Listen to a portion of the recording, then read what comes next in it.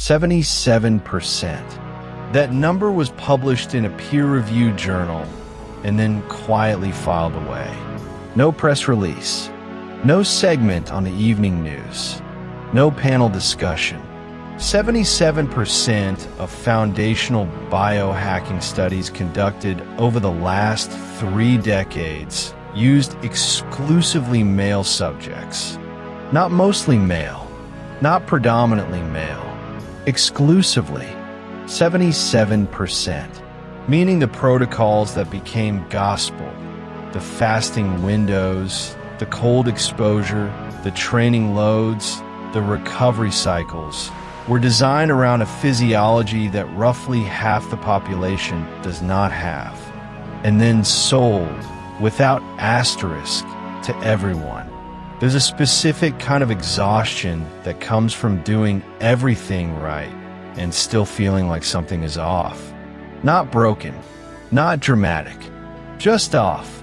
A subtle drag in the morning that a second cup of coffee almost fixes. A recovery that takes a day longer than it used to. An inflammation that isn't severe enough to name, but persistent enough to notice. That particular dullness, the kind you can't quite locate but can't quite ignore, has been answered the same way for years. Try harder, fast longer, go colder, compress the window further. The interventions got more extreme. The gap between effort and result didn't close. And the reason, buried inside the data that the wellness industry never put on its packaging, is structural.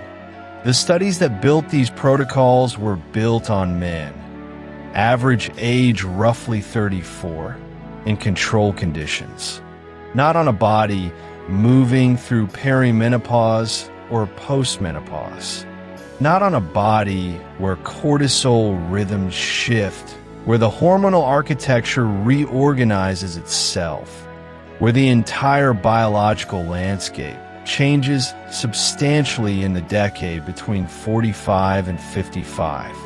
That dull, persistent drag in the morning, that recovery that keeps arriving a day late, wasn't a failure of discipline. It was a failure of the source material. Then someone wrote a blog post or a best-selling book or launched a retreat and a protocol traveled. Intermittent fasting is the clearest example, and this is where we're going to stay. Not because it's the most extreme intervention, but because it's the most widely adopted. Tens of millions of people over 45 are currently running a 16-8 or 18-6 window with the conviction that they are doing something rigorously evidence-based.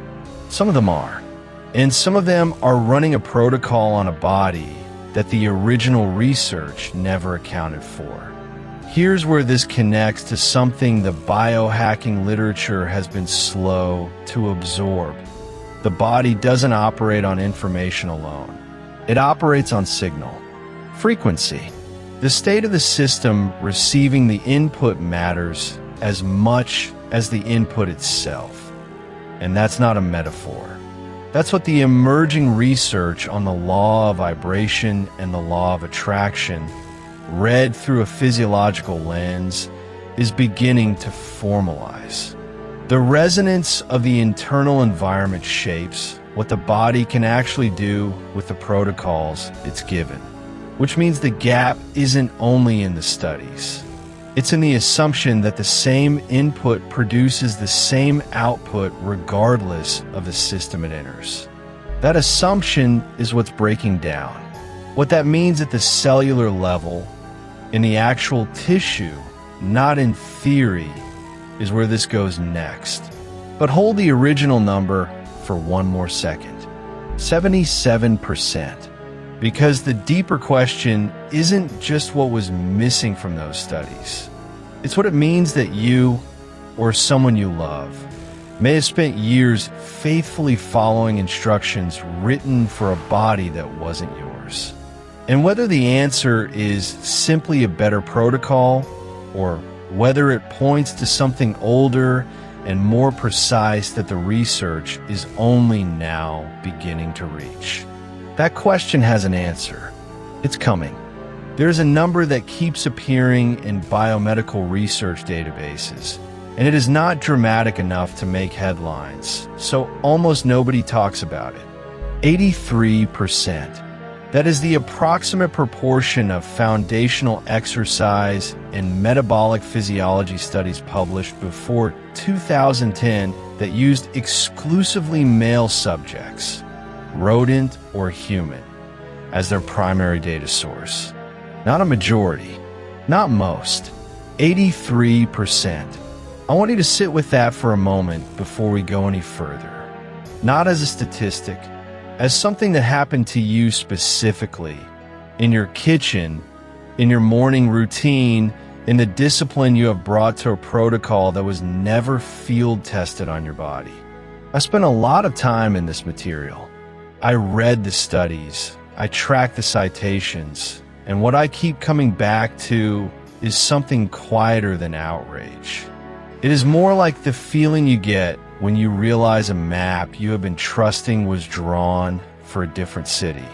You are not lost because you were bad at navigating. The streets just did not match. That is what I want to trace through this chapter. Not to leave you in the problem, but to make sure you can feel the shape of it first, because you cannot find your footing in information you have only been told and never actually felt. So, 83%. When the first wave of biohacking protocols was assembled, the intermittent fasting windows, the cold immersion guidelines, the heat exposure sequences, the bodies being studied, measured, and optimized were, in the overwhelming majority of cases, male bodies. Not because of malice.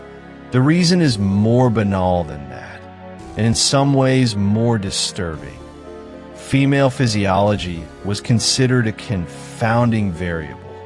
The hormonal fluctuations of the menstrual cycle made data harder to interpret, easier to remove the variable, easier to study what the literature actually called, in places, the simpler system. That phrase should land somewhere in your chest, not just your mind. Think about the particular atmosphere of a research facility, the recycled air, something faintly antiseptic underneath it, the specific quality of stillness that only exists in rooms lit by fluorescent tubes. That environment carries a kind of institutional confidence. It radiates certainty, and that certainty, cool, metallic, systematic, is what produced the data that became the protocols, that became the podcasts, that became the supplements that millions of women over 45 are now following with genuine commitment and no real context for what they are actually doing. This has a name in biomedical literature: male bias in clinical research.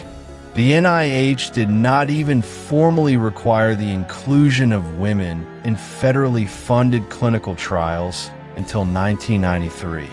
Before that, the assumption, written in a methodology rather than stated aloud, was that male data was generalized data, universal data, human data.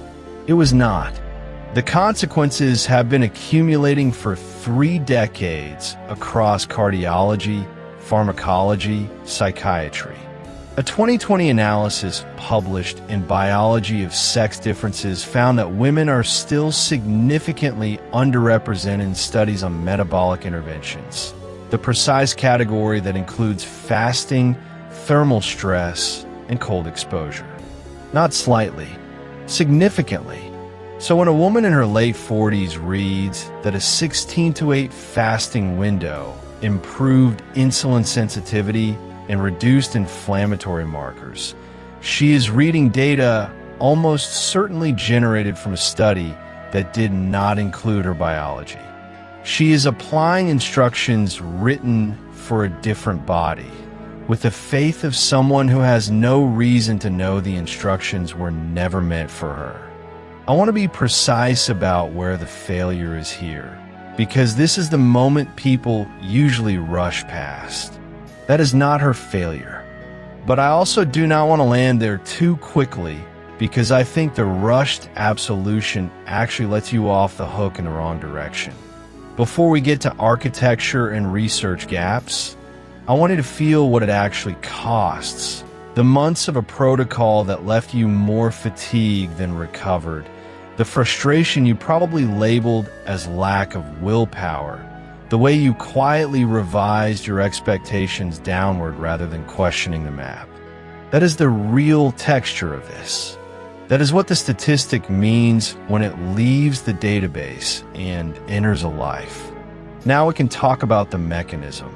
Yoshinori Ohsumi received the Nobel Prize in 2016 for his work on autophagy, the cellular self-cleaning process that fasting is meant to trigger. His foundational research, like most of the foundational research in this space, was conducted in yeast cells and male rodent models. A 2022 review in Endocrine Reviews, one of the few systematic attempts to compile sex-specific data on fasting responses, found meaningful hormonal differences in how women's bodies respond to caloric deprivation, cortisol reactivity, luteinizing hormone disruption, hypothalamic sensitivity. The hypothalamus regulates hunger, sleep, body temperature, and hormonal cascades simultaneously. Disturbing it with a protocol calibrated on a system that does not share the same hormonal architecture is not a footnote. It is the whole problem. There is something I keep thinking about when I look at this material, and I want to say it plainly. The biohacking community built its credibility on rebellion against conventional medicine, on the idea that you could go directly to the research, cut out the gatekeepers, optimize your own biology. And that instinct is not wrong. But in the rush to build an alternative, the same foundational literature got used, the same studies, the same male-dominated data, just repackaged, rebranded, and sold as liberation. The rebellion replicated the bias it was rebelling against. That is not irony. That is how bias works. It does not announce itself. It moves inside the assumptions nobody thinks to question because the assumptions feel like ground. Here's what I want you to take from this chapter, and I mean take, not just file somewhere. The protocols are not magic. They are not personal. They are instruments designed without your specific physiology in the room, which means your relationship to them gets to change. Not abandon, change. You are allowed to ask what is actually happening inside your body when you follow them. You're allowed to notice when something feels off and treat that signal as data rather than weakness. You are allowed to be the primary researcher in your own case. The law of vibration does not mean following frequencies that were never tuned to you. It means learning to distinguish your signal from the noise someone else generated in a different room under fluorescent light with a different body entirely. That capacity to feel the difference, to trust what you actually notice, to stop outsourcing your internal data to external authority is not a small thing. It is, in fact, the whole point. Here is what the body does when you ask it to run a program it was never loaded with. Not poetically, mechanically, the hormone signaling shifts. The cortisol curve bends the wrong direction. The insulin response, instead of stabilizing, spikes and then undershoots, leaving the blood chemistry oscillating in a range that, on a male body over 45, reads as a mild adaptation signal. On a female body post-menopause, the same oscillation reads as a threat. That distinction, one word, threat, is where the physiology separates. The Journal of Physiology published research tracking men and women through identical 16-hour fasting windows. Same macronutrient profiles, same activity levels, same sleep hours. The male subjects showed the expected cascade: reduced fasting insulin, upregulated growth hormone pulse at the 12-hour mark, measurable increase in fat oxidation. The female subjects showed something different. Cortisol did not follow the same curve. In women who had passed through menopause, cortisol climbed earlier and stayed elevated longer during the fasted state. Not dramatically, not in a way that would alarm a standard panel, but enough to suppress the very thyroid signaling that intermittent fasting was supposed to spare. There is a particular kind of cold that comes in early November. Not sharp yet, just settled. The air in the house has changed, and you notice it first in the back of your throat. Reading that data for the first time felt like that. Not alarming, just the quiet arrival of something you can't unknow. Because the research had been sitting there. The International Journal of Sport Nutrition and Exercise Metabolism approached it from a different angle, looking at caloric restriction timing in female athletes over 40, finding that in estrogen-depleted women, the body cannot easily distinguish between a 16-hour therapeutic fast and actual resource scarcity. The same signaling pathway, the same alarm. That is a metaphor. That's receptor-level biology. Estrogen, when it was present, played a moderating role in cortisol regulation. It helped keep the stress response axis from overreacting to short-term metabolic pressure. Post-menopause, that buffer is gone. So the same fasting protocol that trains a 45-year-old man's metabolism toward efficiency can, in a postmenopausal woman, activate a sustained low-level stress response that does the opposite, that instructs the body to hold fat, especially visceral fat, as emergency reserve. Inflammation markers rise. Sleep architecture degrades in the back half of the night. Fasting glucose climbs over time rather than falling. None of this means the woman doing it was doing anything wrong. That's the part that carries actual weight. She had the same information everyone else had. She kept the eating window, watched the clock, tracked the green check marks at the 14-hour mark. She was the kind of person who didn't quit, who read the books, who adjusted when she was told to adjust. By every measure available to her, she was doing the thing right. What she didn't have, what nobody gave her, was research that was built around her biology in the first place. The landmark fasting studies from the 1990s through the early 2010s used predominantly male rodent models. When human trials followed, the subject pools skewed heavily male. This is not a conspiracy. It is a documented bias in clinical research design, one the NIH only formally began addressing after 2016 mandates requiring sex as a biological variable in federally funded research. The protocols had already been exported to the market before that. The 16-hour windows, the aggressive extended fasts, the eat-stop-eat cycles, all of it built on a foundation that was missing half the biological population. The International Journal of Sport Nutrition data showed something specific. Postmenopausal women running the same fasting windows as male counterparts showed statistically significant elevations in the cortisol to DHEA ratio. That ratio matters because DHEA signals the body's capacity to repair and build, and cortisol signals breakdown. When that balance tips too far and stays there, you get muscle loss, impaired immune function, disrupted sleep. These are also the primary complaints women over 45 report when they've been fasting consistently and the scale hasn't moved, the energy hasn't returned, the inflammation hasn't cleared. They were told it was a patience problem, a compliance problem, a mindset problem. It was not a compliance problem. The modification that actually fits this biology exists, and it is not theoretical.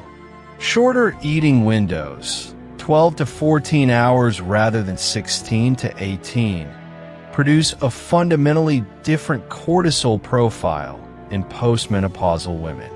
The metabolic benefit is preserved. Cellular cleanup activates. Inflammatory markers drop. The repair mechanisms engage. But the sustained stress response doesn't follow. The body gets the signal it needs without reading the fast as a threat. Front-loading calories toward the earlier part of the day, aligning the eating window with the body's natural cortisol peak in the morning, reduces the divergence further. Distributing protein across meals rather than compressing it into a single window preserves the anabolic signaling that estrogen once partially supported. These are not workarounds. These are the correct protocols calibrated to this biology, not borrowed from another one. The default protocols were never calibrated here. They went viral, landed in best-selling books, got demonstrated on camera by people who genuinely believed they were helping. They weren't lying. They were just working from a map that had a large section missing. And here is what that means at the cellular level, because it matters.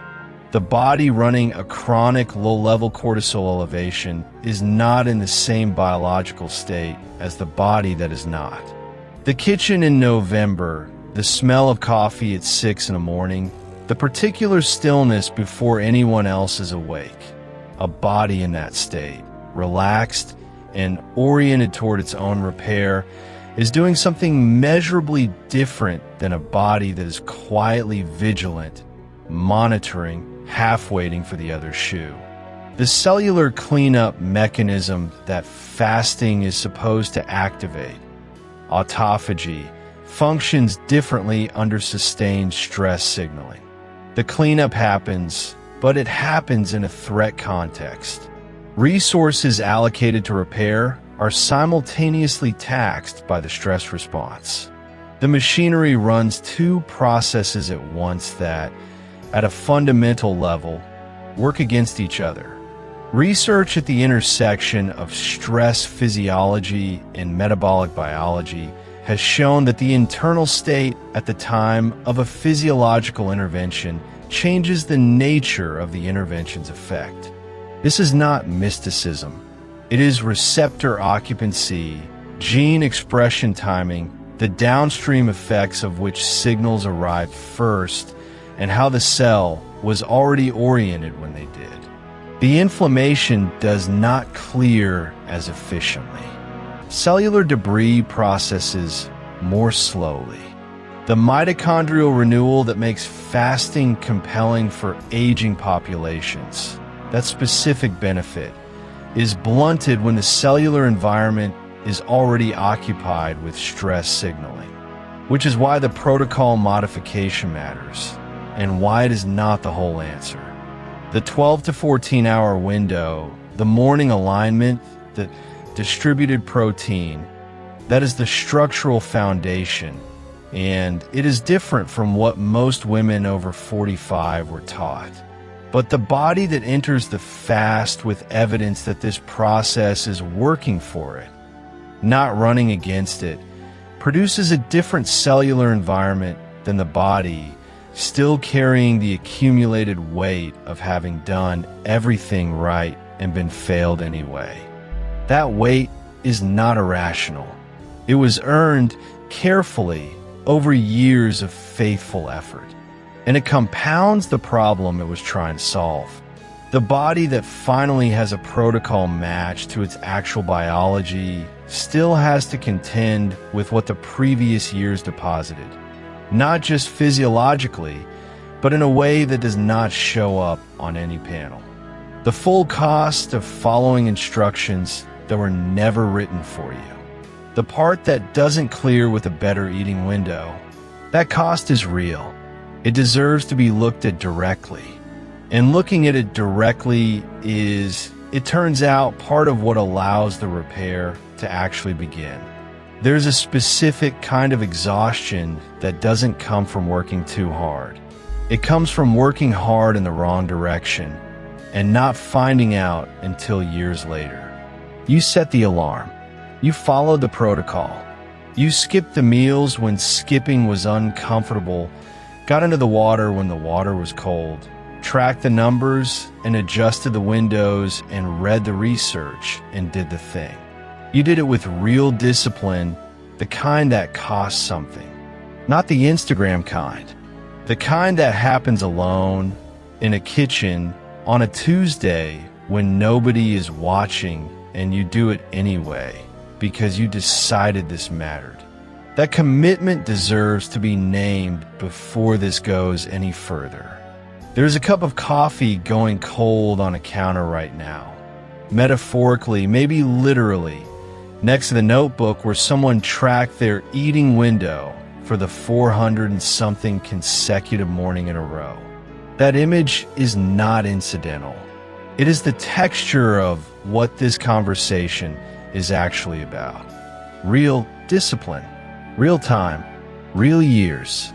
Because what the previous chapter established, that these protocols were tested almost exclusively on male bodies and then handed to everyone as universal truth, that isn't just a footnote. For someone who has been genuinely consistent, who built a routine around this, who felt results and also felt a ceiling they couldn't explain, that information doesn't land as news. It lands as a retroactive audit of effort, of time, of a Tuesday in a kitchen when nobody was watching. And once that audit opens, a harder question follows it into the room. What was the body actually doing during all of it? In 2022, The Guardian and several major science desks covered a finding that had been building in metabolic research for years, but had never quite broken into mainstream coverage with the weight it deserved. The reporting centered on work coming out of the Salk Institute, specifically research by circadian biologist Satyananda Panda, which demonstrated that the timing of food intake sends a signal to every cell in the body that functions less like a diet instruction and more like a clock calibration. Mice with identical caloric intake, but different feeding windows developed measurably different metabolic profiles.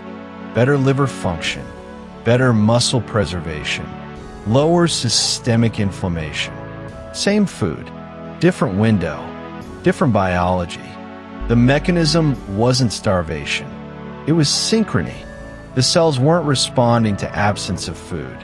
They were responding to a reliable rhythm, a signal that the dangerous, resource-intensive part of the day was finished, and that the body could now redirect energy from defense toward repair.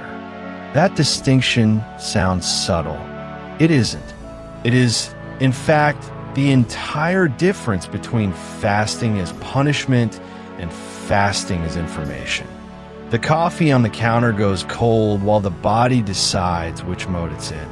This is the part of intermittent fasting the wellness industry almost never explains because it doesn't sell product. The body has a built-in repair system, autophagy, the cellular self-cleaning process that earned a Nobel Prize in 2016, that does not activate simply because the stomach is empty. It activates when the body registers something closer to safety. Blood glucose drops, insulin falls. An internal fuel sensor detects the shift and starts flagging damaged cellular components for recycling. Mitochondria that have degraded get processed. Proteins that have misfolded get cleared out. The cell does what it cannot do when it's busy managing food or managing threat. It rebuilds. That is not a small thing. The machinery for self-repair is written into every cell you have. No prescription required. No clinic. Inherited from every generation before you that ever went a night without eating and woke up the next morning still functional. It is one of the more remarkable things biology does, and almost nobody talks about it without immediately trying to sell something alongside it. Here is where something reported more quietly in the scientific literature starts to matter enormously, and where the retroactive audit becomes about more than just gender. Research published in Nature Cell Biology, examining how stress hormone environments interact with cellular repair processes, found something that mainstream fasting guidance has been slow to absorb. The same biological process, identical fasting conditions, same physiological triggers, produces measurably different repair outcomes depending on what the nervous system is signaling at the same time. When a fast occurs inside a body that is running on chronic low-grade threat response, the kind generated by financial pressure, by accumulated ambient anxiety, by the quiet persistent fear that the body is already behind and needs to be corrected before it deteriorates further, the repair process activates in a narrower, more defensive configuration. Certain pathways associated with long-term cellular resilience are partially suppressed. The cell responds, but it responds like a building doing emergency maintenance during a storm. Some rooms stay locked. When the same fast occurs inside a body operating from a state of functional safety, not optimism, not positive thinking, but the measurable physiological state associated with low cortisol variance, with a nervous system that has registered the immediate environment as non-threatening. The repair cascade runs broader. Rebuilding pathways activate. Mitochondrial renewal increases. The cell doesn't just clear debris, it actually rebuilds. Same protocol, same empty stomach, different internal state, different molecular outcome. This is not philosophy. The emotional environment of the body is not separate from the cellular environment. The receptor is listening to everything simultaneously, the eating window and the cortisol and the ambient noise of a life that hasn't slowed down. It does not separate these inputs and process only the ones you intended. The law of vibration, the principle that the internal state you carry into any action changes what that action produces, is usually discussed in abstract terms as if it belongs to a different conversation than the one about biology. It does not. What research into stress-mediated gene expression shows, concretely, is that the frequency at which the nervous system is operating when you fast determines which version of fasting you actually get. The body is not a machine that processes inputs neutrally. It is a listening system, and it is always listening to more than the protocol. So here is the harder truth that emerges from all of this. If you have been fasting from fear of gaining weight, from fear of aging, from fear that the body is a problem requiring constant correction before it gets away from you, the biology registers that, not philosophically, biochemically. The stress signature changes what gets repaired and what gets deferred. Years of genuine discipline, carried out in a state of ambient alarm, produces a different cellular outcome than the same discipline carried out in a state of grounded confidence in the body's capacity to do what it was built to do. The protocol is identical. The internal state is not. And at the molecular level, the internal state is the variable that changes the result. That is not comfortable information. It doesn't absolve anyone. Not the researchers who built protocols on male physiology and exported them as universal. Not the wellness industry that sold fear alongside every fasting window and cold plunge. And not the version of yourself that approached the alarm clock each morning feeling like you were losing a war you hadn't agreed to fight. The discipline was real. The effort was real. The years were real. What may have been missing wasn't more of any of those things. It was the internal condition that allows discipline to land the way it was supposed to, the physiological state in which the body receives the signal as information rather than as one more demand from an environment that never stops demanding. The coffee goes cold. Another morning.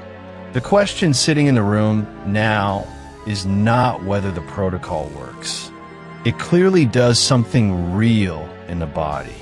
The question is whether you have ever been told, honestly, directly, without anything being sold alongside it, what the deeper variable actually is. The one that determines whether the same action produces repair or just endurance. Whether years of doing the thing produce a body that is genuinely rebuilding or a body that is holding the line while something quieter calcifies underneath. You're not behind. The machinery is intact. And understanding what it is actually listening for is not a soft idea. It is the next concrete thing. Here is what a cell does when you stop feeding it. Not what the wellness blogs say. Not the clean graphic version posted with a sunrise and a caption about transformation. What actually happens in the molecular dark in the body's interior in the hours you were just trying to get through the morning. It starts dismantling itself, not in the way a structure collapses, more the way a careful craftsman takes apart a machine to find the broken part. Methodical, deliberate, chemical. Organelles that have stopped functioning correctly get tagged. Proteins that have folded wrong, accumulated over years of oxidative stress and ambient inflammation, get pulled apart. Mitochondria that have drifted from their optimal signaling range get broken down and either recycled or cleared. The cell is not starving. It is auditing. And the audit has been running inside you every time you skipped a meal without knowing what you were doing. Every night your body crossed the 12-hour threshold in its own quiet dark. The smell of black coffee in an empty kitchen at 7 in the morning. The cup warm in both hands. The specific quality of quiet that belongs only to that hour. That stillness isn't just yours. Something in the body is running too. Something older than anything you've been told to do. This is autophagy. And for most of the history of modern medicine, it barely rated a footnote. Yoshinori Ohsumi received the Nobel Prize in Physiology or Medicine for mapping its mechanisms. That was 2016. Most primary care physicians still don't work it into a routine conversation with a patient over 45, not because they're indifferent, but because the system they practice inside treats this process as background noise. Interesting to researchers, not urgent to clinicians. So if you've spent years hearing the word and never fully understood what it means for your body specifically, that's not a failure of your curiosity. It's a failure of what gets passed down from the research into the room where you actually sit. Now it gets more complicated. And if you've been doing this for years, If you've built the protocol into your mornings, organized your eating window, told yourself you were taking care of something, then this next part deserves to land with the weight it actually carries. Research published in Cell Reports Medicine, not a fringe journal, a peer-reviewed publication from Cell Press, and separate work from Walter Longo's group at USC has begun to document something the early autophagy literature largely glossed over. The response is not uniform.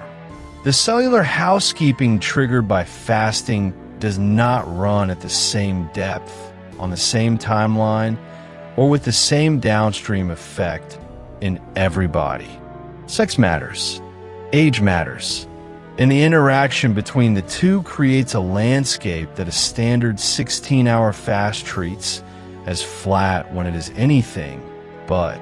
In women over 45, particularly in the years around and following perimenopause, the hormonal architecture that once buffered the stress of a prolonged fast has shifted.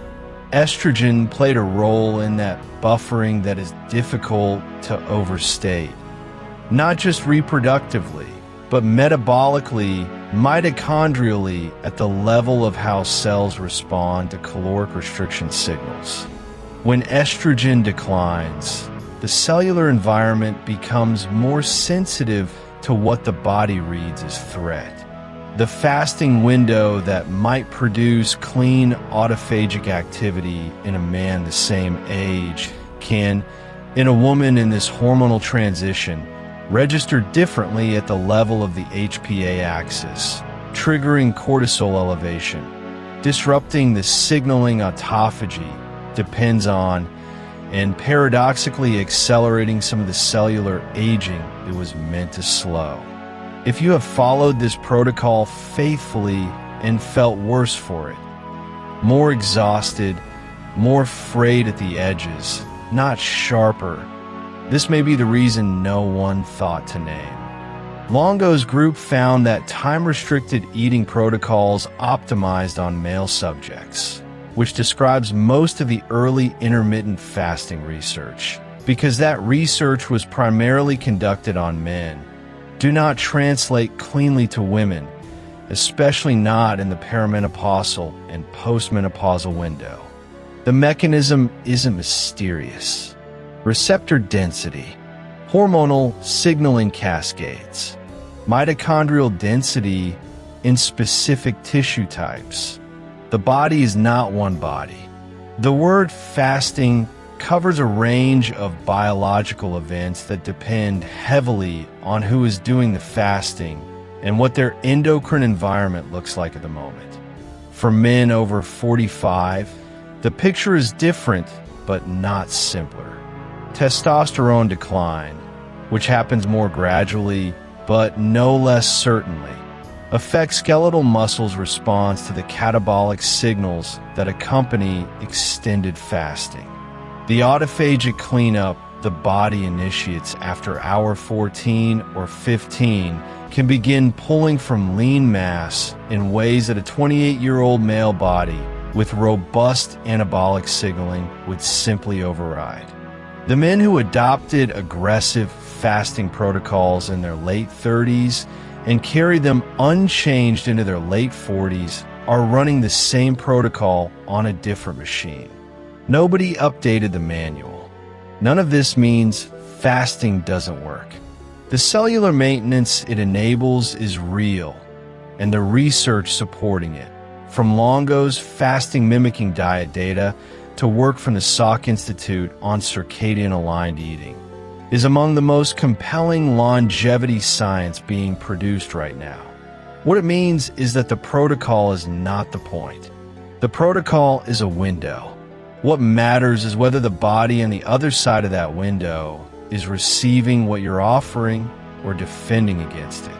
And here's where the framework this book is built around becomes impossible to ignore any longer. The autophagic response, the actual depth and quality of cellular repair initiated during a fast, appears sensitive to more than just the length of the window and the hormonal environment. Longo's data and separate work from the Buck Institute on aging show measurable variance in autophagic markers between individuals whose physiological profiles look nearly identical on paper.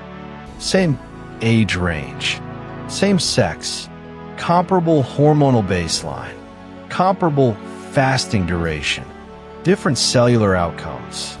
The researchers describe this in terms of metabolic flexibility, prior dietary history, microbiome composition.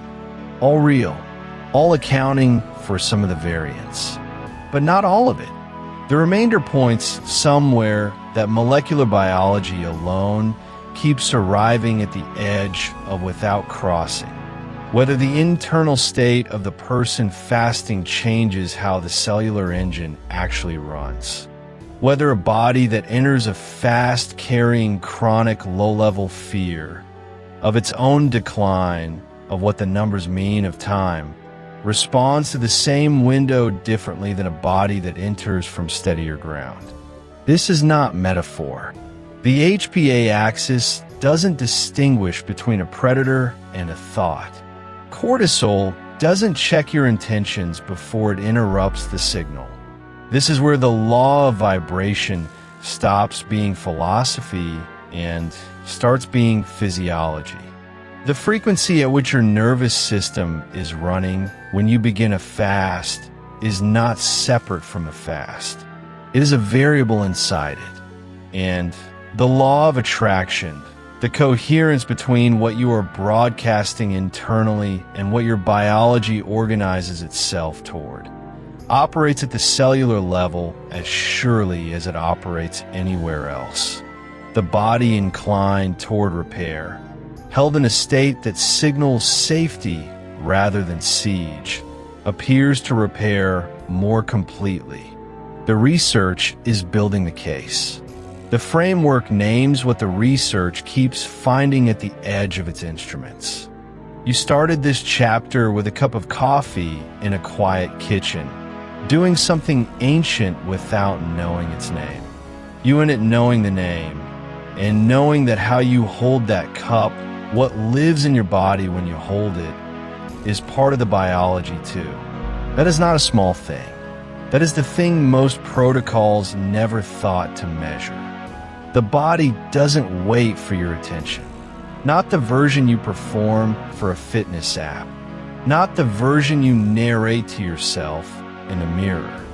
The version that happens at the cellular level, in the dark, during the hours you haven't eaten. A process so ancient it predates the human nervous system as we know it. So precise it would embarrass most pharmaceutical engineers, and so sensitive to your internal conditions that two people following the exact same fasting window can walk away from the experience with measurably different biology. That last part, that is what this chapter is about. Earlier, the question was left open. Does your internal state while fasting actually change the cellular outcome? Not as philosophy, not as motivation, as measurable biochemistry. The answer is yes, and the evidence comes from a place that has nothing to sell you. Frank Medeo's research group at the University of Graz has spent the better part of 2 decades studying what happens inside cells during metabolic stress.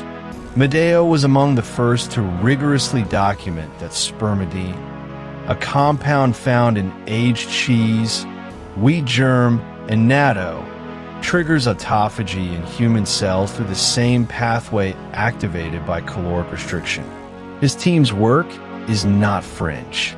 It has appeared in Nature Cell Biology, Cell, and Science, the kind of journals where the peer review process takes longer than most people's diets. What Medeo's group found, and what rarely gets reported outside of research briefings, is this: the quality of autophagy is not uniform. The quantity of autophagic flux, the rate at which damaged proteins and dysfunctional organelles get broken down and recycled, varies dramatically based on the concurrent hormonal and neurochemical environment. Specifically, the presence of chronically elevated glucocorticoids during a fasting window degrades the efficiency of the process. The cells are technically running autophagy, but the output, the quality of the cellular housekeeping, is compromised in ways that standard markers don't immediately reveal. Put plainly, autophagy initiated under chronic stress is not the same as autophagy initiated under physiological calm. Glucocorticoids, the family of stress hormones that includes cortisol, interact with the mTOR signaling pathway, which acts as autophagy's primary on-off switch. When mTOR suppression coincides with elevated glucocorticoid signaling, the autophagic process is technically initiated but dysregulated downstream. The intake happens. The sorting is compromised. This isn't a metaphor. Medeo's collaborators measured it in terms of autophagic cargo receptor function, specifically P62 accumulation, which is an indirect marker of whether the process is completing cleanly. Under stress conditions, P62 accumulates. Under calm, metabolic conditions, it clears. The difference is not subtle. It is visible in the data. The wellness industry built an entire vertical on intermittent fasting for people over 45. The message was consistent. Compress your eating window, trigger autophagy, extend health span. The mechanism is real. Nobody is lying about the mechanism. What they omitted, perhaps because it complicated the product, is that the state you carry into that fast determines a significant portion of what the fast actually does. If you're fasting because you are afraid of the diagnosis you might get, afraid of becoming your parents, afraid that the weight won't move, afraid that the window you're operating is too short or too long or wrong for your chronotype, that fear is not neutral background noise. It is an active input into the same biochemical system you're trying to optimize. The GRAS data does not use the word fear. It uses glucocorticoid elevation. It uses sympathetic nervous system activation. It uses the term metabolic threat response to describe the state in which fasting-induced cellular stress is interpreted by the body as compounding danger rather than controlled adaptation. What the data is pointing at, without naming it this way, because that is not the vocabulary of a biochemistry laboratory, is that your internal state is not influencing your biology from the outside. It is the biological environment in which every cellular process is occurring. The researchers measured it in P62 clearance rates. They found it in cargo receptor function. They described it in the precise, unromantic language of molecular signaling. But the finding is the finding. When that internal environment is one of chronic alarm, the repair mechanisms that fasting is supposed to activate are running compromised. The science found this. The science just hasn't agreed on what to call it yet. For anyone over 45 who has been fasting consistently, following a 16:8 window, or a 14:10, or experimenting with 24-hour resets, and found that the results plateaued somewhere they didn't expect, or that the energy during the fasting hours felt more like depletion than clarity, this is the layer worth examining. The protocol itself may be correct. The timing may be appropriate. But if every fasting hour is accompanied by an internal monologue of anxious self-monitoring, checking hunger levels like a threat assessment, interpreting every signal as evidence of failure, the cellular environment is not receiving the controlled stress signal that produces clean adaptation. It is receiving an ambiguous signal that lands somewhere between repair and alarm. This is not about positivity. It is not about convincing yourself of something untrue. It is about what your nervous system is doing when the fast begins, whether it reads the absence of food as a deliberate, bounded stressor or as one more thing going wrong. One of those reads produces measurably different P62 clearance. The other produces an invoice for supplements that try to patch what the state itself is disrupting. The practical implication for someone designing their own protocol: the window matters less than you've been told. The state matters more than anyone selling a window has an incentive to admit.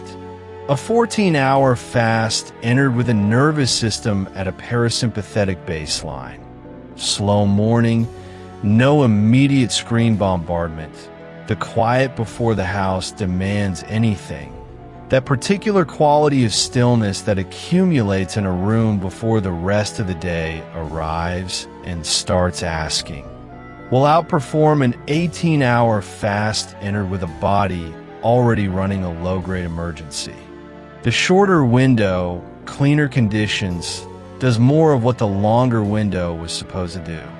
The biohacking community will catch up to this. Some researchers already have, but the market has not, because there is no subscription model for what you bring in with you. Which means the same question needs to be asked of every other intervention in this space, not just fasting. If the state you carry into a biological stressor determines the quality of the adaptation, not just the intensity of the stressor, not just the duration, then the logic extends. Cold plunging, for instance. The cold water on a winter morning. The gasp. The particular shock of it on the sternum. Whether you enter that water gripping against it or otherwise is not a psychological footnote to the protocol. The cellular data on that question already exists. It points somewhere most people designing these protocols haven't looked yet. The water temperature is 48 degrees Fahrenheit, not a metaphor. That's the actual readout on a digital thermometer clipped to the side of a barrel-shaped tub sitting on a back deck in suburban Portland, Oregon, on a gray November morning. At 48 degrees, nothing rises from the surface. No steam. The air is colder than that. The water just sits there, flat, still, almost gentle-looking, until you understand what it would do to your body in the first 11 seconds.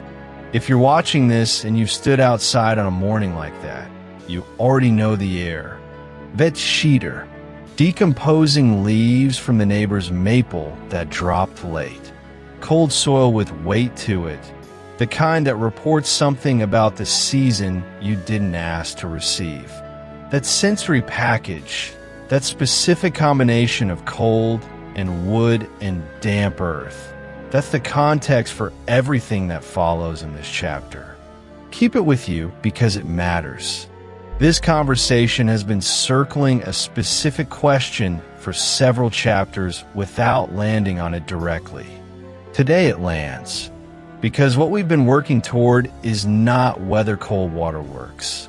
It does. The physiology is documented and substantial. The real question, the one a research team at the University of Maastricht spent years trying to answer carefully, is whether cold water works the same way in every body. And more precisely, what happens inside the body of a postmenopausal woman when she gets in that barrel. Not theoretically, biochemically. If you're 45 or older and you've been doing cold exposure, or thinking about it, or performing it dutifully because someone whose results you trust told you it would change everything. This next part is yours specifically. The Maastricht findings were not dramatic in the way wellness content tends to be dramatic. They were quieter than that. And because they were quieter, they were more unsettling. Here's what they found. When the female body, specifically in the years after estrogen production has significantly declined, hits acute cold exposure, the adrenal cascade that follows is structured differently than in the male body. Different timing, different magnitude, different downstream hormonal conversation. The primary actor in cold water response is norepinephrine, the catecholamine that handles immediate mobilization, sharpened attention, vascular constriction, metabolic ignition. Men produce it in a pattern that's been studied extensively because most foundational cold exposure research was conducted on male subjects. Women past menopause produce it in a measurably distinct pattern, and without estrogen as a modulating buffer. The adrenal system runs hotter and less regulated in response to the same stimulus. That alone should have rewritten the protocol recommendations. But here's where it gets personal for you. Within the postmenopausal female cohort, the Maastricht researchers found that norepinephrine profiles split into two distinct clusters, not based on age, not based on body composition or athletic history, based on something they described carefully as the effective state at the moment of cold exposure. In plain language, how the woman felt about getting in the water. Stay with that for a second, because this is not soft language. This is not motivational coaching dressed in scientific clothing. This is measurable biochemistry. The women who entered the cold with positive anticipatory effect, genuine curiosity, self-chosen engagement, something that felt like theirs, showed one hormonal signature. The women who entered with negative anticipatory effect, compliance, dread, performance of a protocol they committed to but never actually wanted, showed a distinctly different one. The norepinephrine spike was steeper in the second group. The recovery trajectory was longer. The adrenal load across repeated exposures was meaningfully higher. Same barrel, same 48 degrees, same duration, same gray November morning with the cedar and the wet leaves in the air around them. Two completely different biochemical events, not because of anything physical, because of what each woman carried with her to the water's edge. Now imagine yourself standing there. Two versions of the same moment. In one, you chose this. Some live part of you is still curious about it, still finds something in it that belongs to you. In the other, you're fulfilling an obligation to a future self while your present self stands in the cold morning air already somewhere else entirely. Resistant, resentful, cold before you've even touched the water. Your body knows which one is happening. That's not metaphor either. That is the finding. And this is where the law of vibration enters the conversation directly, because what the Maastricht data is describing in biological terms is exactly what that law describes in energetic ones. The frequency you bring to an action is not separate from the action. It is part of the input. Your internal state is not a feeling layered over protocol. It is a signal your nervous system sends into the protocol, and your biology responds to the whole package. Not just the cold plus the energetic signature of how you arrived at the cold. This is why the law of attraction, properly understood, was never about positive thinking as performance. It was never about forcing enthusiasm you don't feel. It was about recognizing that what you bring into an experience, your genuine orientation toward it, your actual relationship with it, changes what the experience produces in you. The Maastricht researchers documented this in norepinephrine and adrenal load.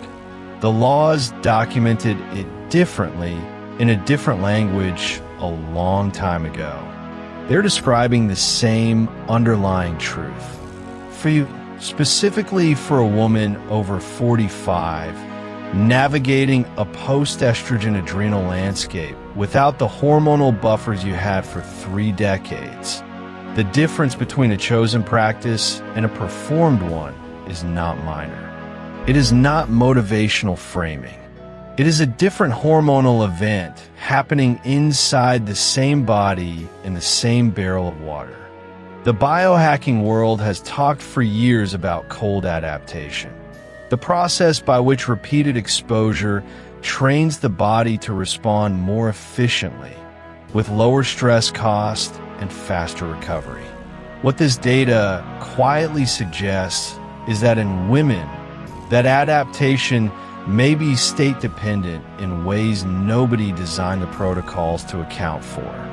You can repeat the exposure every morning and never adapt if your internal relationship to it doesn't shift.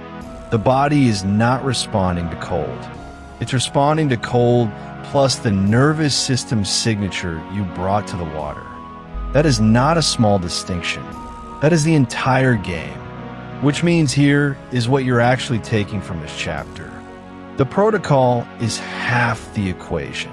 Your genuine orientation toward the protocol, not performed positivity, not forced enthusiasm, but real curiosity, real choice, real ownership is the other half. And for your body specifically, that second half isn't a nice addition to the instruction manual. It's biology. It's chemistry. It's what determines whether the practice is building you or slowly costing you more than it returns. Nobody put that in the manual because the manual was written by and for people for whom this variable didn't show up the same way.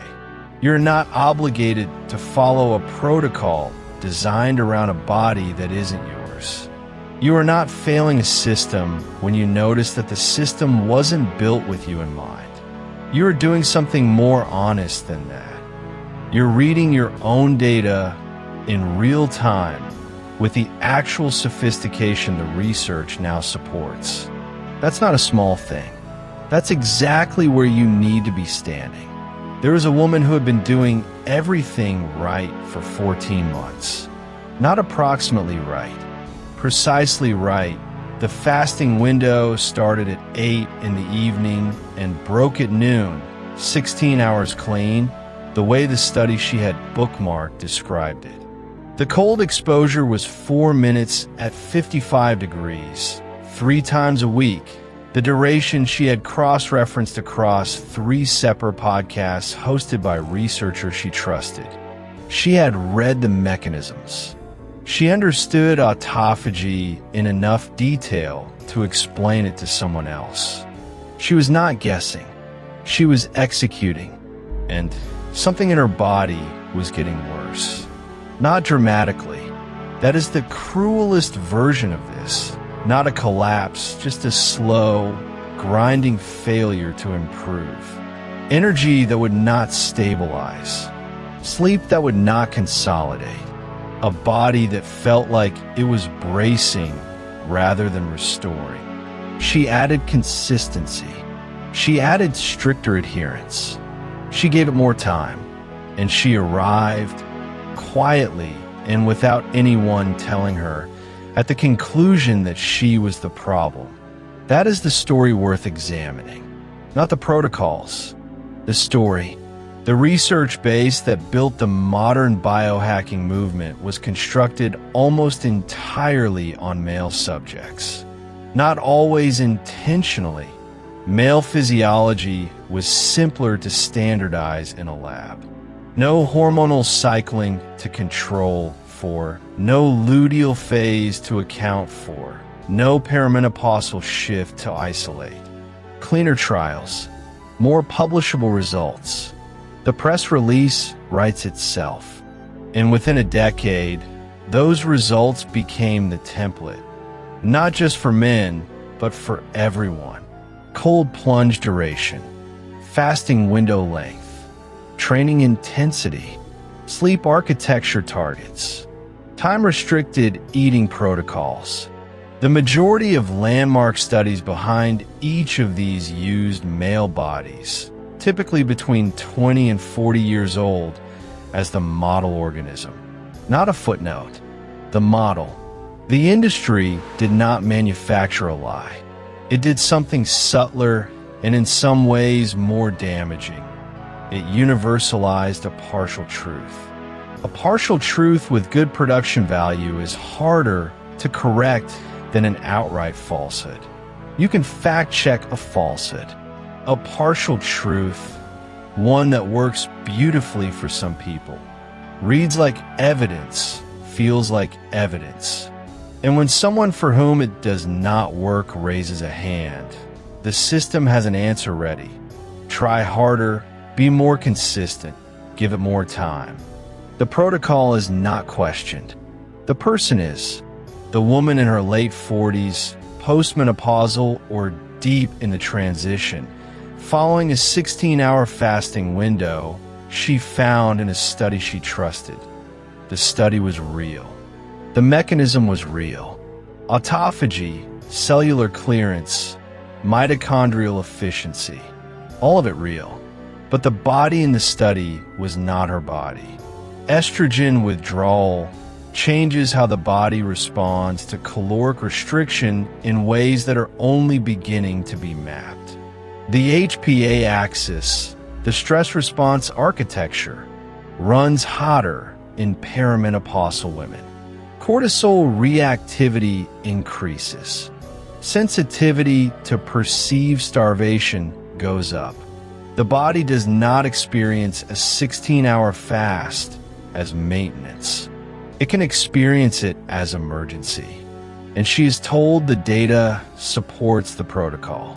Some mornings she would stand in the kitchen before anyone else was awake. The particular stillness of that hour, the smell of black coffee, the specific quiet that belongs to early morning and nowhere else. And the ritual would feel both right and quietly wrong at the same time. The body knew something the spreadsheet did not. She didn't have language for that yet. The same problem runs through the cold exposure literature. The Wim Hof studies that set the temperature thresholds, the duration curves, the research on norepinephrine response, brown fat activation, vagal tone improvement. Compelling work, legitimately conducted primarily on men. The female autonomic nervous system responds differently to acute cold stress. The vasoconstriction patterns are different. The hormonal downstream is different. And for women in certain windows of their cycle or hormonal transition, the stress load of cold immersion can tip from hormetic to suppressive. The threshold is narrower. The margin for error is smaller. This is not a fringe finding. Researchers at the University of Copenhagen's Department of Biomedical Sciences published work in 2022 examining sex-specific differences in thermogenic response, noting that adaptive cold exposure protocols calibrated without accounting for hormonal phase produced measurably different outcomes in female participants, and not always in the direction the protocol intended. The field noticed. The headlines did not, because headlines need a clean story. Cold plunges work is a clean story. Cold plunges work for some bodies in some hormonal states when duration and frequency are calibrated to the individual does not fit on a thumbnail. So the thumbnail won, and the thumbnail is still winning. In most of the content reaching the 45-plus audience looking for answers. What the industry has been least willing to examine is what happens next.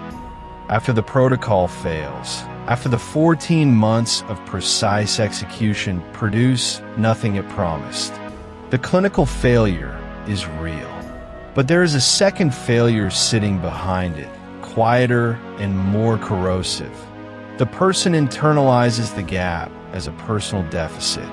Not this protocol was not designed for my biology, but I'm not doing it correctly, or my body is resistant, or I'm too broken for this to work. That shift from curiosity to self-blame is not a mood. It is a physiological event. Threat activates a stress cascade, not metaphorically, but enzymatically. And a sustained stress cascade alters the very cellular environment the protocol was supposed to improve.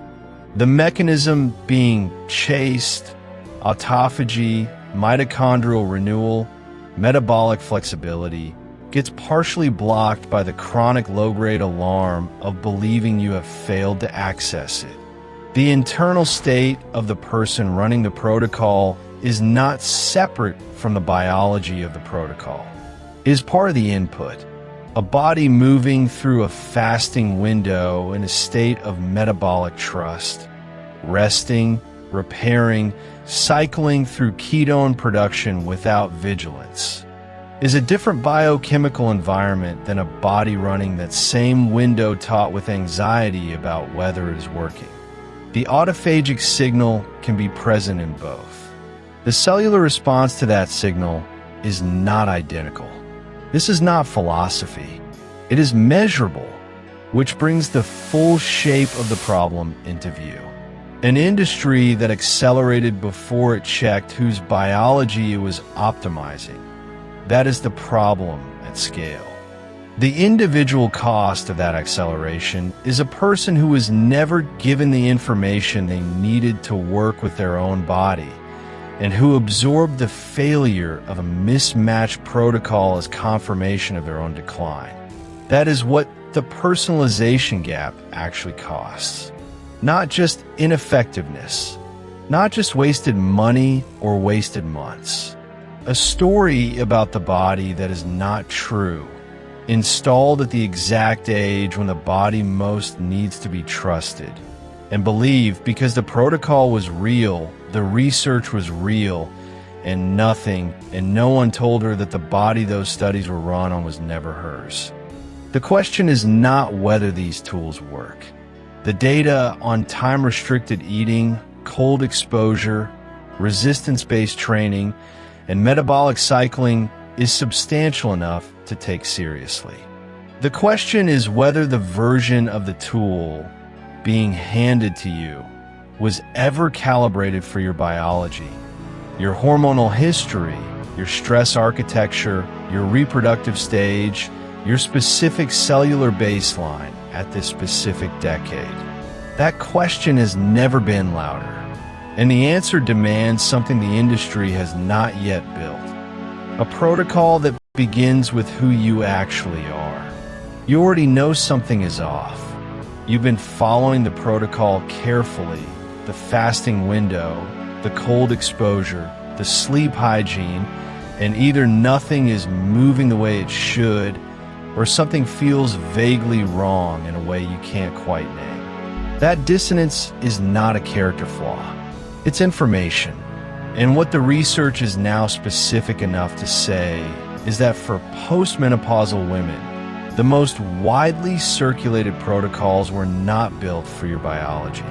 Sachin Panda's group at the Salk Institute, not a wellness blog, not a supplement company, a research institution publishing on circadian biology for over 2 decades, ran time-restricted eating trials specifically in women, specifically in the postmenopausal window. The data is quiet and precise, the way real data tends to be. No dramatic reversal, no miracle, just a consistent finding that keeps appearing across the trials.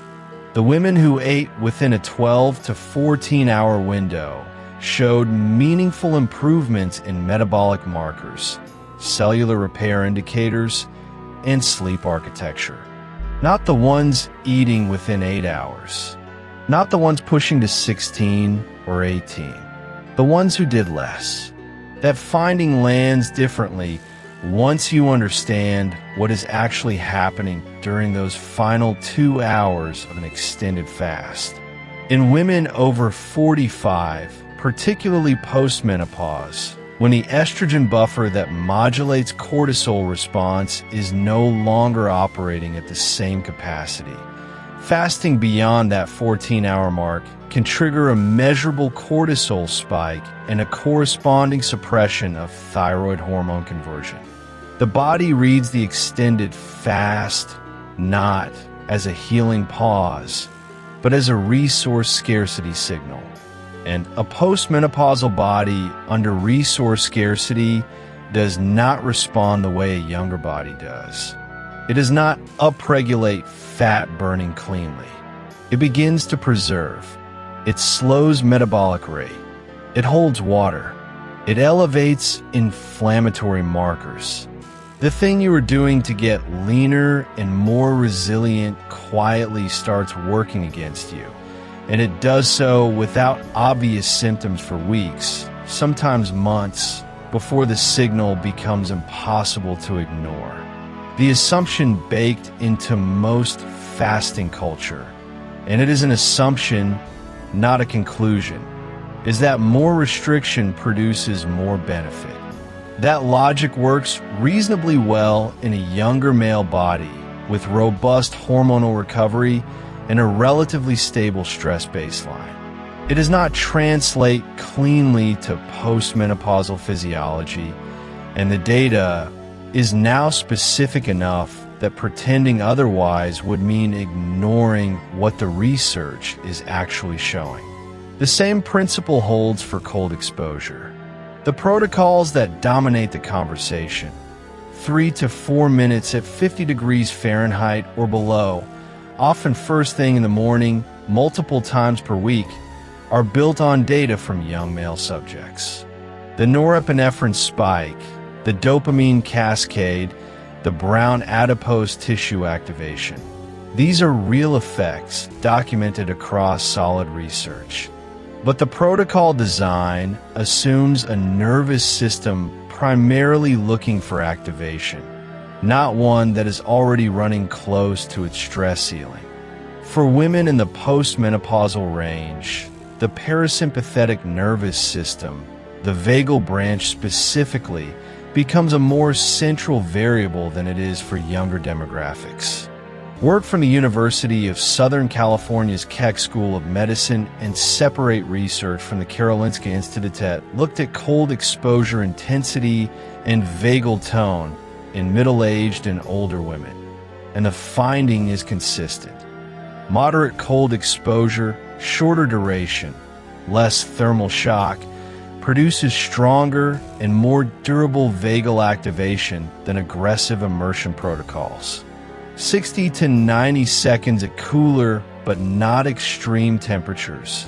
A cool shower rather than a chest-deep ice plunge, with attention to the breath response during and immediately after. That modest shift in intensity produces measurable heart rate variability improvements without triggering the sustained adrenal response that erases the benefit. Vagal tone is not simply a relaxation metric.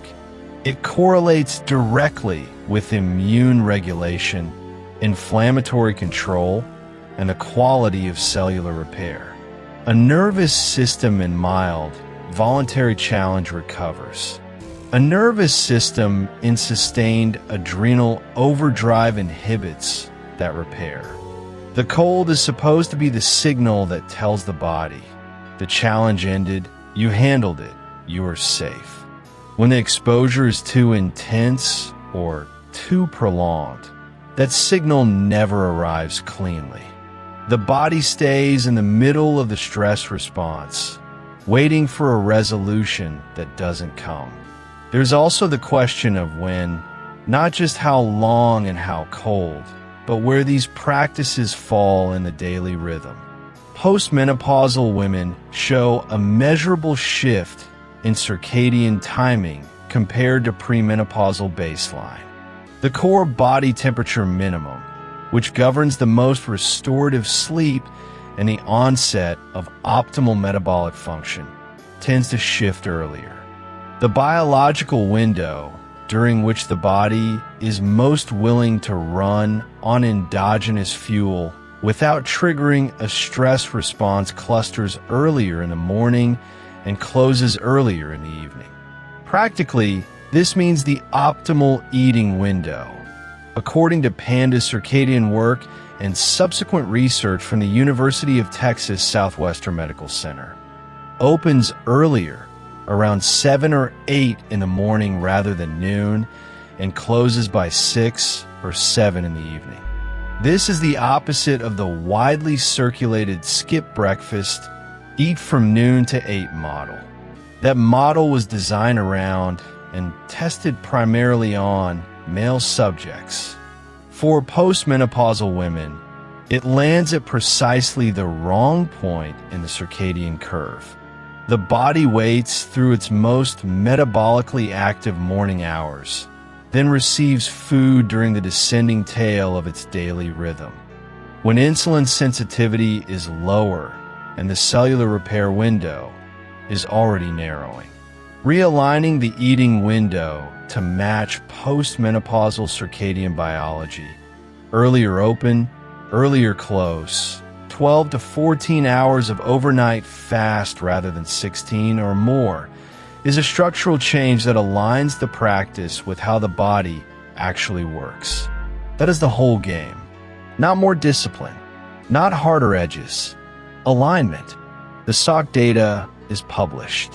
The Karolinska work is in the literature. But the gap between what the research says and what circulates widely in wellness spaces is real, and noticing it isn't cynicism. It's just observation. Protocols that demand more restriction, longer fasting, colder water tend to feel more serious, like they should work better because they ask more of you. The body's actual preference for measured, well-timed, biologically appropriate intervention is a quieter story, but it's the one the data keeps telling. These tools work for women over 45. The cellular repair mechanisms, the metabolic recalibration, the vagal resilience, all of it is available. What changes is the dose, the timing, and the intensity curve. Calibrated correctly, these practices deliver genuine benefit. That's not a consolation prize. That's the finding. The version of this that works for your biology is not a lesser version. In most of the relevant measures, it outperforms the version you were probably handed first, which means the adjustments described here are not about doing less. They're about doing the right thing for the right body at the right time. That's a position of more information, not less. And that's exactly where you want to be standing when you decide what to do next. There was a number that kept appearing in the data, and nobody wanted to explain it. Not the fasting window, not the hours logged.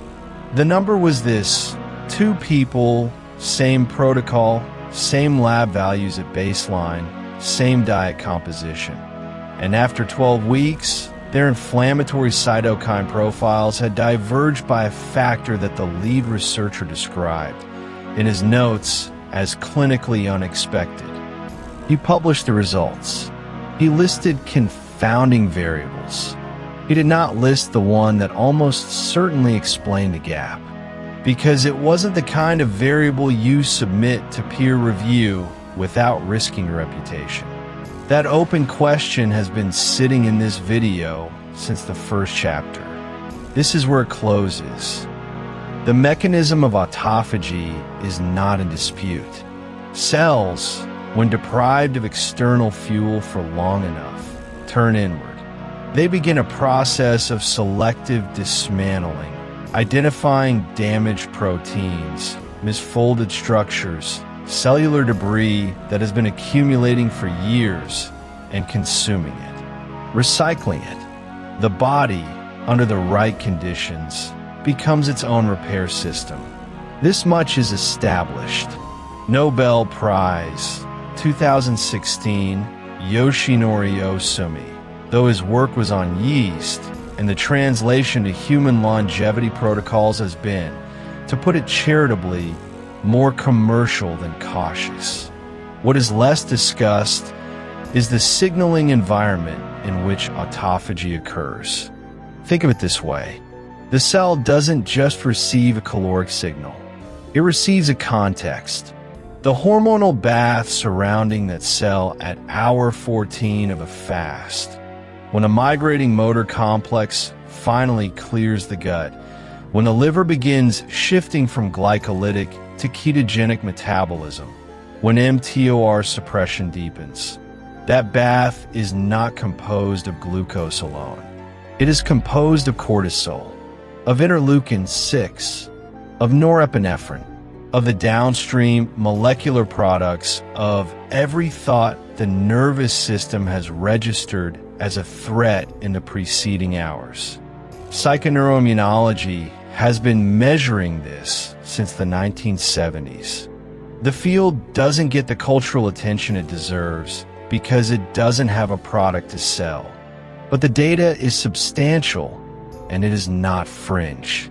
Work out of Ohio State University's Institute for Behavioral Medicine Research, specifically from Janice Keikolt-Glazer's group over decades of controlled trials, established with precision that psychological state alters immune function at the genetic expression level, not metaphorically, at the level of which genes are transcribed and which are silenced. A 17-hour fast conducted in a state of chronic low-grade fear produces a measurably different intracellular environment than the same fast conducted in a state of settled presence. The autophagic process is activated in both cases, but the inflammatory co-signaling is not the same. The cytokine profile is not the same. The downstream cellular repair, what the autophagy actually accomplishes at the mitochondrial level, is not the same. This is not speculation. The mechanism is toll-like receptor activation via stress hormones, sustained elevation of nuclear factor kappa B, NF-kappa B, and the resulting interference with the clean cellular housekeeping that fasting is supposed to produce. The cellular repair system turns on, but it is running inside a room that is on fire. Here is what this means in practice, and it is worth saying plainly without softening it. A person over 45 who begins intermittent fasting primarily because they are afraid of cognitive decline, afraid of the number on a recent blood panel, afraid of what their body is becoming, is initiating a biological process inside a stress environment. The fast is real. The autophagy is real.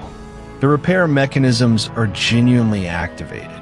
But the fear doesn't step outside and wait. It comes with you into the window. It alters the hormonal context in which every cellular decision is being made. Mast cell reactivity increases under sustained sympathetic tone.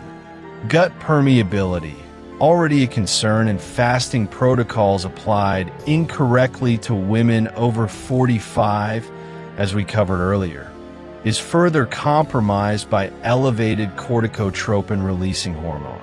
The enteric nervous system, that second brain lining the gut that is reading your emotional state in real time, is not neutral during a fast driven by quiet desperation. It is reactive. It is inflamed. There is a particular quality to the air before a storm breaks. That faint mineral heaviness, the way the body registers the pressure shift before the mind has named it, a tightening that arrives before any conscious thought. The nervous system is always earlier than the story we tell about it. The psychoneuroimmunology literature and certain older frameworks, ones that predate the laboratory but not the observation, are describing the same architecture in different languages. Your internal state, the specific emotional and physiological tone you are operating from at any given moment, is not a variable that exists alongside your biology. It is a variable that constitutes it. It is the frequency at which your nervous system is oscillating, determining what the immune system prioritizes, which genes are expressed, whether the cell interprets its current environment as safe enough to repair or threatened enough to defend. This is what the NF-kappa B data keeps returning to study after study. The organism cannot separate the act of fasting from the meaning it has assigned to fasting. The cellular machinery doesn't receive the window in isolation. It receives the window plus the entire hormonal and neurological context surrounding it. Autophagy activated inside a sustained sympathetic stress response is not the same event as autophagy activated inside a state of physiological settledness. The switch is flipped in both cases. What runs through it is different. The law of attraction, understood this way, is not a metaphysical supplement to the science. It is a description of a functional mechanism. What you bring into a process, the emotional signature, the underlying orientation toward what you're doing, shapes the biological environment in which the process runs. Not because intention is mystical, because the nervous system is continuously translating internal state into molecular signal, and the cells are reading that signal without interruption. Autophagy activated by dread and autophagy activated by trust in the body's own intelligence are the same process running in different rooms. The mechanism is identical. What it produces is not. The practical implication for someone building a fasting protocol at 45 or 55 or 65 is this: the window matters less than the state you carry into it. 14 hours fasted and calm outperforms 18 hours fasted and frightened. That is an inference from the NF-kappa B literature applied to metabolic context, not a motivational reframe, not a softening of the data to make it more palatable. The researchers who have spent careers in behavioral medicine have watched this pattern hold across populations, across conditions, across decades of control trials. The finding is not gentle. It is that fear of aging activating autophagy and presence activating autophagy are, at the cellular level, genuinely different interventions wearing the same name. Time-restricted eating works.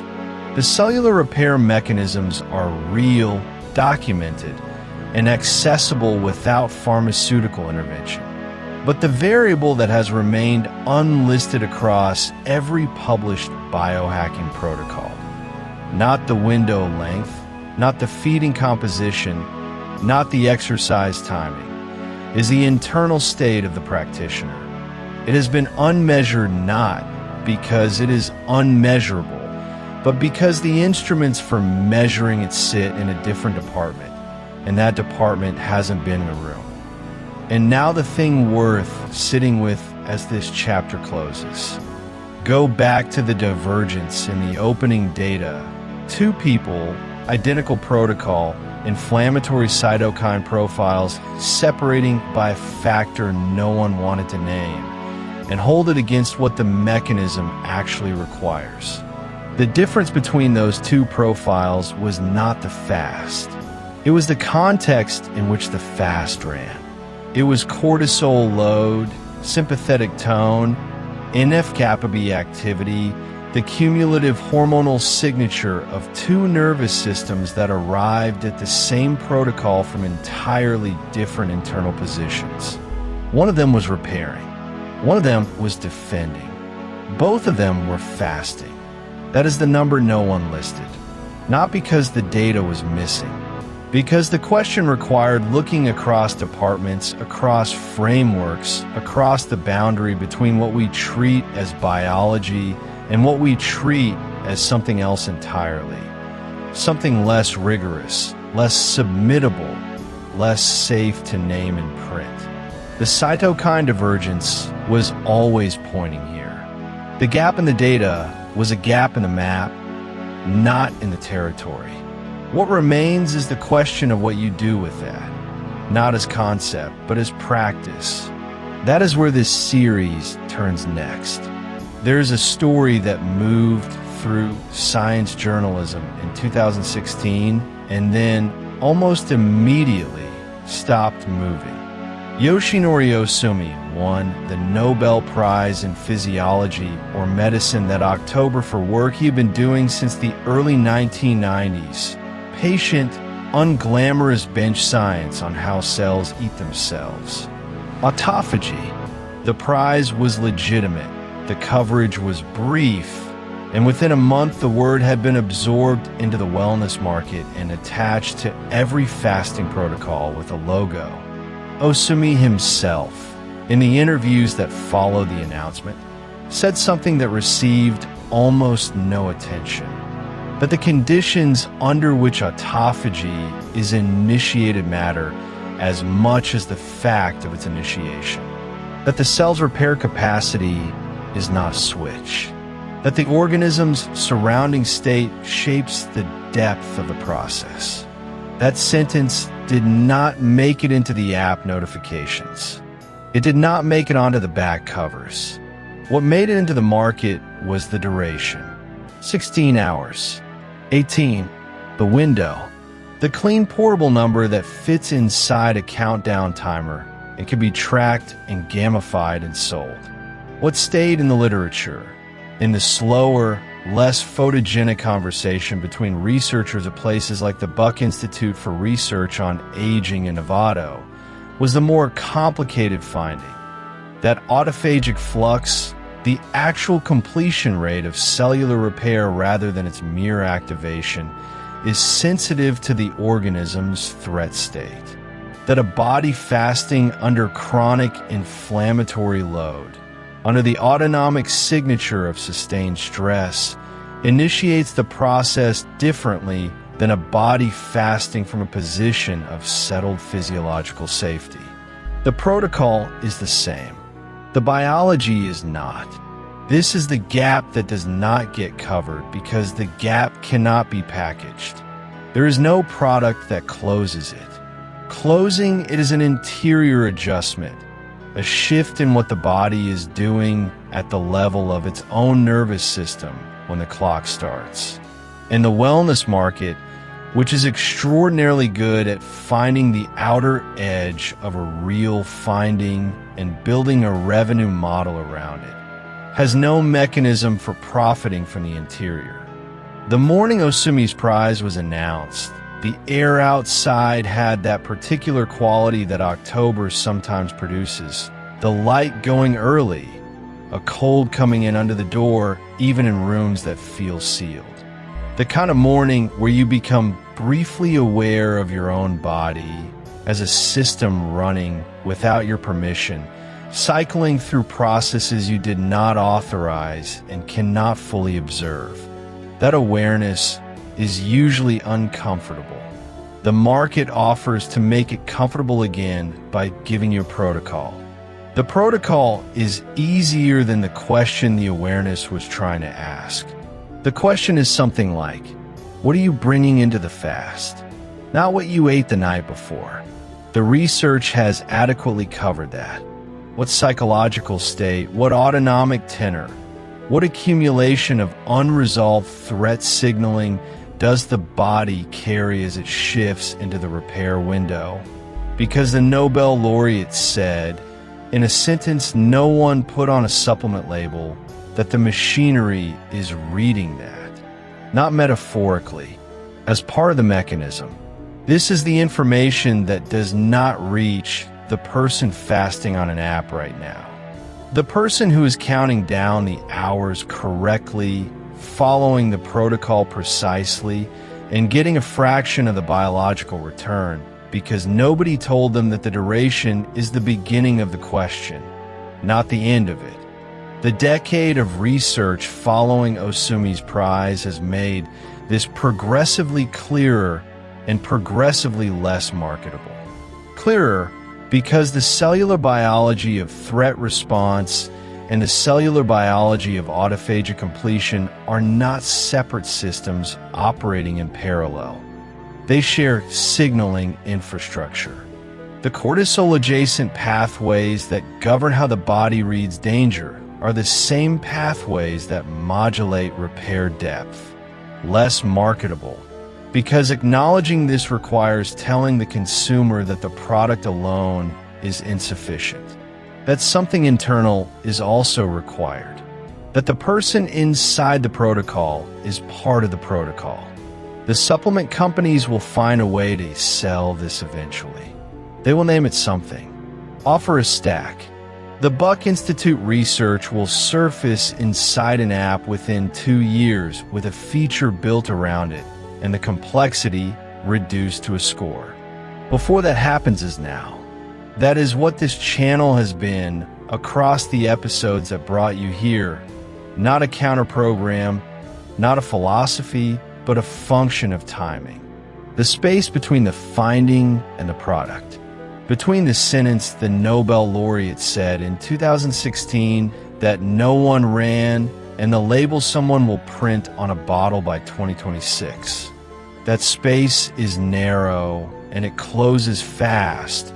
And while it has opened the information inside, it is genuinely, practically useful to the person sitting with it. Not because it confirms anything you already believed, because it complicates the protocol in a direction that gives you actual leverage. Because the mechanism responds to the interior state, and the interior state is something you have access to in a way you do not have access to your autophagic flux rate. If you have been here for the full run of episodes, you already understand how this channel works, what it is looking for, where it goes when a story surfaces. If this is the first one you have found, there are 10 others built the same way. A real event, a real finding, a gap between what got reported and what the science actually said, and the attempt to stay inside that gap long enough for it to be useful. The subscription is there if you want to be in the room when the next one arrives. One more chapter. The number was 97. Not a price, not a life expectancy, not a risk score pulled from a blood panel. 97. That was the percentage, stated plainly, without apology, in a 2021 analysis published in the British Journal of Nutrition of intermittent fasting studies conducted primarily or exclusively on male subjects. 97% of the mechanistic data. 97% of the protocol design, 97% of the conclusions that got turned into guidance, into apps, into morning routines, into the confident voice on a podcast telling you exactly how long your eating window should be. That number opened this video. It sat there cold, like a fact that didn't need your reaction to be true. And then we went deeper into the cellular machinery, into mTOR suppression and autophagy and the migrating motor complex, and what actually happens in the liver of a woman in perimenopause when she pushes past 16 hours on an empty stomach. The cortisol spike, the HPA axis reading the fast as a siege rather than a cleanse, the body doing exactly what it was built to do, just not what the protocol promised. We went into the science of the body under stress, pretending to heal. And somewhere in that middle stretch, in the biology of why the same intervention produces wildly different cellular outcomes depending on the internal state of the person receiving it, something shifted. Not a motivational turn, not a pivot toward optimism. A harder finding than that. Autophagic efficiency is not just a function of fasting duration. It is a function of the neuroendocrine environment in which the fast occurs.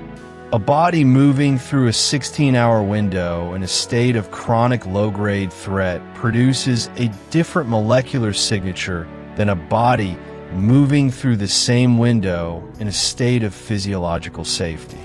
Same protocol, different cellular response. This is not philosophy. It has been measured. The University of Maastricht published work on this.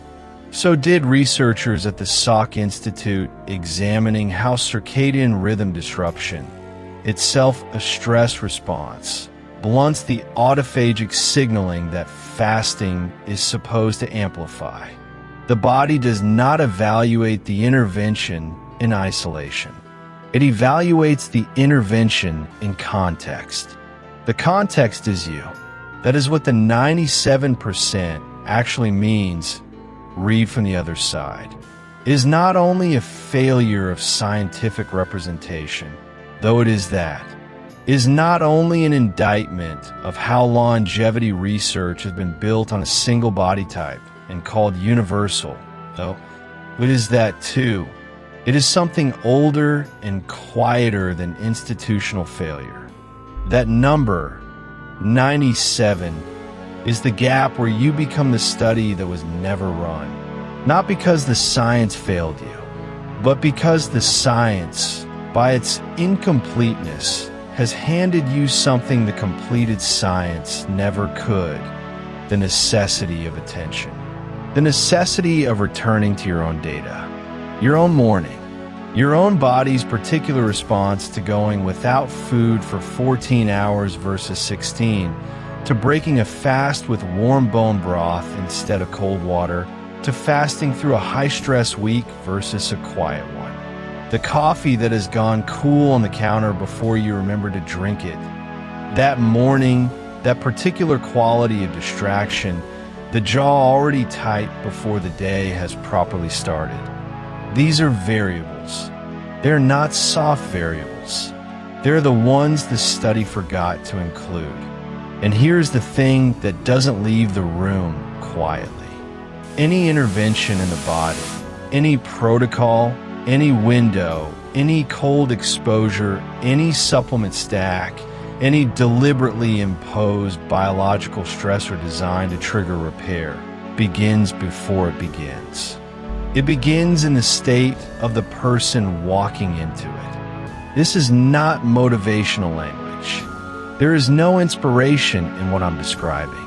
What I'm describing is a fact about how biological systems respond to input when the input is perceived as threat versus the same input perceived as intentional recalibration. The HPA axis does not care what your intention is. It responds to the signal your nervous system sends it. And your nervous system is reading your emotional environment the same way it reads temperature, the same way it reads blood glucose. It reads fear. It reads the tight jaw you've been carrying since you opened your news feed this morning. It reads the low-level dread that has become so familiar you've stopped calling it dread and started calling it baseline. Autophagy activated by biological stress in a system already running a fear response is a different cellular event than autophagy activated in a system that has been given permission to do its work without fighting the operator. Same fasting window, same time of day, different outcome. Measurable, not mystical. The state of the internal environment is not a garnish on top of the protocol. It is a variable inside the protocol, one that shapes what the cells can receive, what signals they amplify, what repair they are able to complete. It may be the primary variable, and it has been systematically excluded from 97% of the research because it is harder to quantify than hours, harder to sell than a supplement, and harder to patent than a peptide. So here's where this closes. That 97% was never just about women. It was never just about biological sex differences in fasting response. Though that conversation matters, and the science is only now beginning to catch up, it was about a broader omission in how we have been taught to think about longevity interventions as things that happen to the body, external inputs with predictable outputs, as if the body receiving them were a standardized vessel with no history, no fear, no accumulated years of running on urgency. The cold number from the beginning of this video, 97, has not changed. It remains a measure of what was left out. But what was left out is also quietly an opening. You're 45 or 52 or 61. The body you're working with has been shaped by decades of input: hormonal, environmental, emotional, cellular. It is not the body in the study. It was never the body in the study, which means every fast you run, every window you choose, every morning you walk into this deliberately, is data the published literature does not contain. The study that was never run is available to you. That is the actual invitation.